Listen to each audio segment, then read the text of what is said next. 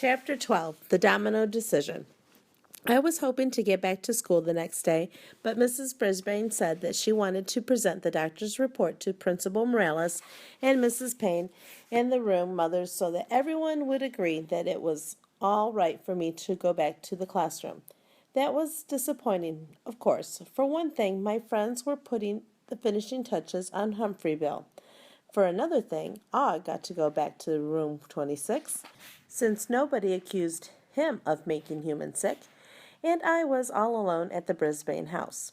The Brisbanes were very nice, but my job was to help my classmates, and it was pretty hard to do that without being there.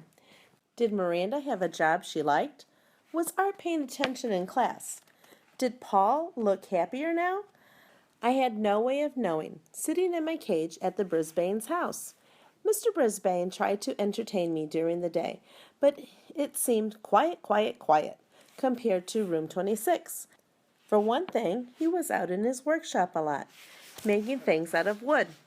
Or he was at the senior center, where he taught other people to make things out of wood. Some evenings he went out and taught woodcraft at the youth center while Mrs. Brisbane quietly graded papers.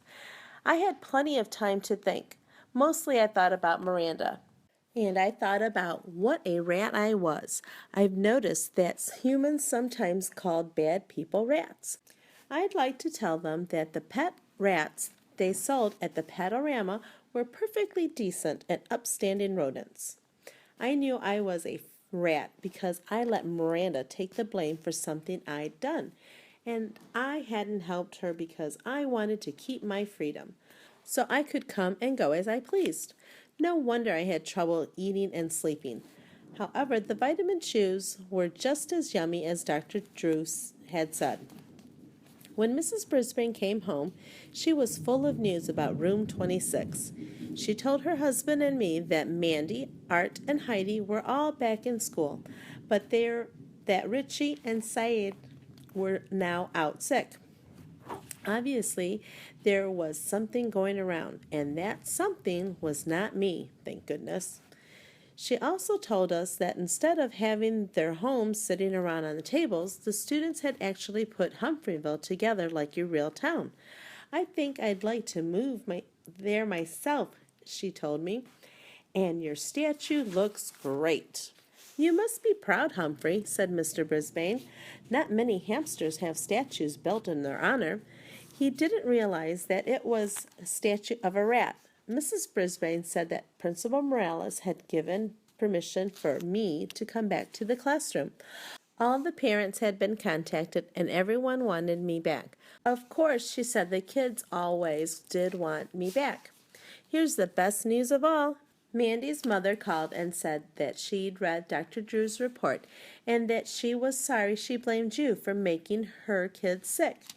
She said that they probably just had bad colds. Then she told me something else. Mrs. Brisbane paused.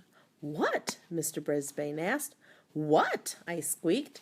She said that in the end it was a good thing Humphrey went to the vet because her husband ended up getting the job at the veterinary clinic. I guess he'd been out of work for quite a while. She told me to thank him. She turned to me. Thank you, Humphrey. I was happy. I was ecstatic, which is a long word that means really, really, really happy. Ordinarily, I would have jumped up on my wheel and spun for joy. But for some reason, the more good news Mrs. Brisbane had, the worse I felt. All the nice feelings just made me feel more and more like a rat. It's not easy being a rat. It's easier to make a decision. And even a rat like me can make the right decision. Of course, I'd always known what the right thing to do was. Deciding to do it was another thing. Later that evening, after their dinner, the Brisbanes sat near my cage and played a game of dominoes. It seemed like an interesting game with lots of dots on rectangular tiles. They moved the dominoes around, making long rows that crisscrossed the table. Occasionally, one of them would shout out, "Good one," or "Oh no!" I took a deep breath. Then, as I had done so many times before, I reached out. jiggled my lock that doesn't lock, and opened the door to my cage. I darted out onto the table and danced across the dominoes, figuring I might as well enjoy my last bit of freedom. Mrs. Brisbane gasped, "Humphrey!" Just then I lost my footing on the slick tiles and skidded across the row of dominoes, sending them scattering in different directions. "Hey, I was winning," said Mr. Brisbane. He scooped me up in his hand and stroked my fur. "Calm down, calm down." How on earth did he get out? Mrs. Brisbane leaned over to inspect the door on my cage. "I guess I didn't close it all the way."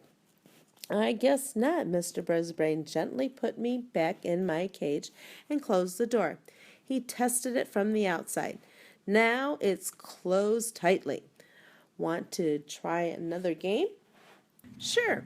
Mrs. Brisbane turned all the dominoes face down so I couldn't see any of the dots. She mixed them all up, and she and her husband each drew 7 tiles, which they called bones. Mr. Brisbane drew one tile and put it in the center of the table, and the game began. I stopped to catch my breath. Mrs. Brisbane was convinced that she hadn't closed the door properly. I still had a chance to keep my freedom and keep being a rat, but I'd made up my mind, and there was no turning back. I waited until there were rows of dominoes going in all directions. Picturing Miranda's face, I pushed my lock that doesn't lock, and the door to my cage swung open. I scurried across the table, leaped into the dominoes, and squeaked. Don't you get it? Miranda didn't leave my cage door unlocked. I knew it sounded like squeak, squeak, squeak to the humans, but I had to get my point across. The Brisbanes looked more than surprised. They looked stunned. "How did he do that?" Mr. Brisbane asked after a few seconds of silence. "I know that door was locked." Mrs. Brisbane picked me up. "Humphrey, what are you trying to tell us?" Mr. Brisbane went over to my cage and fiddled around with the door again. "I don't get it. I just don't get it," he muttered. He closed the door and joggled it. "It sure seems like it's locked tightly. Hey, I have an idea." He grabbed a pencil from the table and pushed it through the bars of my cage, pushing it against the inside of the lock. This was one smart man. He pushed it, and nothing happened until he twisted it from the inside, the way I do. Of course, the door swung right open. That's it. It looks as if it's locked from the outside, but Humphrey can open it. I wonder how many times he's done this. If they only knew. "I always knew Humphrey was smart," said Mrs. Brisbane. Mr. Brisbane kept fiddling around with the lock. "It's clearly defective. I guess we'll have to get a new cage." "Or a new hamster," said his wife. "Just kidding, Humphrey." She put me back in the cage, and Mr. Brisbane closed the door. He wheeled out of the room for a minute and came back with a big piece of wire. "I'll keep it closed for now. The wire will work, but it might be hard for your students to use. And who knows if Humphrey can undo it too." "I hope I could."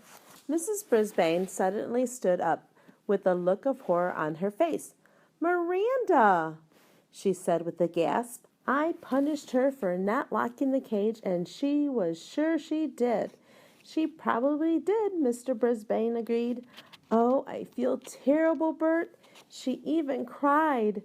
So Mrs. Brisbane felt as bad about Miranda as I did. "Well, nothing's done that can't be undone," Mr. Brisbane said.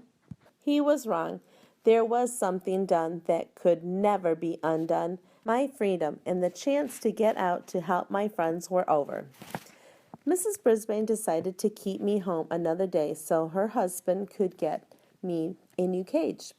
I was sad, sad, sad to see my cage all wired up, but I went into my sleeping hut and slept soundly most of the day because I had a clean conscience for the first time in a long time. I was no longer a rat. The new cage looked a lot like the old one, especially after Mr. Brisbane transferred all of my belongings, my seesaw, my tree branch, my climbing ladder, my bridge ladder, my wheel, of course, my water bottle, and my mirror, even the cage extension. I held my breath when he took that mirror out of my old cage. After all, I keep the secret notebook and pencil that Mrs. Mack gave me behind it. Luckily, I had planned ahead. The previous night, while the Brisbanes were sleeping, I spent a long time pushing the notebook and pencil against the back of the mirror. It fit perfectly into the little notch behind it. When Mr. Brisbane pulled the mirror out, he didn't even notice the notebook and pencil. He hung the mirror on the side of my new cage. Whew! I might have lost my freedom, but at least I had my notebook and pencil to keep me busy. Unfortunately, it was Friday, which meant there was no school the next day and nowhere to spend the weekend except with the Brisbanes. It was a nice weekend, mostly quiet except when Bert Brisbane took me out of my cage and set up my amazing maze for me to run. The exercise felt good and I ate some more afterwards. I guess I was healthy after all. On Monday morning, Mrs. Brisbane covered my cage with a blanket and took me back to school. Room 26 was strange and yet familiar. For one thing, I'd been away for almost a whole week. For another thing, the houses in Humphreyville had been arranged on the table along the side of the room, so it really looked like a town. Everybody seemed glad to have me back. "Hiya, Humphrey," said AJ. "I missed you, Humphrey," Saeed said softly. "It was lonely here without you," Miranda told me. "It was hard to sit still without you here," Seth whispered. "But I did a pretty good job." "Moing, moing," Og greeted me. Even the crickets chirped. The bell rang and my friends settled down in their chairs. "Boys and girls, before we do anything else today, I have something important to say." The room was very quiet after those words. Something important could mean a pop quiz, a special guest, or someone getting into trouble. I'm a teacher, but I'm also a human being, and all human beings make mistakes. I want to tell you about a mistake I made. There was one small giggle, probably from Gail. Then the room became even quieter. A few weeks ago, I accused Miranda of leaving Humphrey's cage open. Because I felt that Humphrey could have been seriously injured, I had to lower her grade. That was my mistake. I glanced over at Miranda, and so did a number of my friends. She stared at Mrs. Brisbane, her eyes wide with surprise. It turned out there was something wrong with the lock on Humphrey's cage. It appeared to be locked, but he was able to open it from the inside. He did the same thing to me that he did to Miranda. Now all eyes were not on Miranda. They were on me. Humphrey has a new cage now with a lock that works. Miranda, I am restoring your good grade. All eyes turned back on Miranda. She was smiling. Most important, class, I want to publicly apologize to Miranda for wrongly accusing her for not believing what she said was true. She is an honest person, and I hope she will accept my apology. Will you, Miranda? Of course, Mrs. Brisbane. I was never sure. I am sure, said the teacher.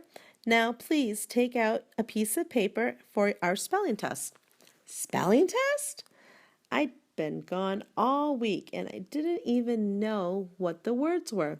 I went into my sleeping hut for a nap and slept quite comfortably, knowing how happy Miranda was and how happy the whole class was for her. Miranda, being Golden Miranda and particularly perfect, came over to my cage at the end of the day. "I'm sorry that you're stuck in your cage, Humphrey. I bet you liked your freedom." Now that's why I had to do what I did. "Yes, yes, yes," I squeaked out. "I love you, Humphrey. Even being locked up in a cage didn't seem so bad after all." Humphreyville rejoices as hamster returns to room 26. Mrs. Brisbane apologizes to Miranda Golden. The Humphreyville Herald.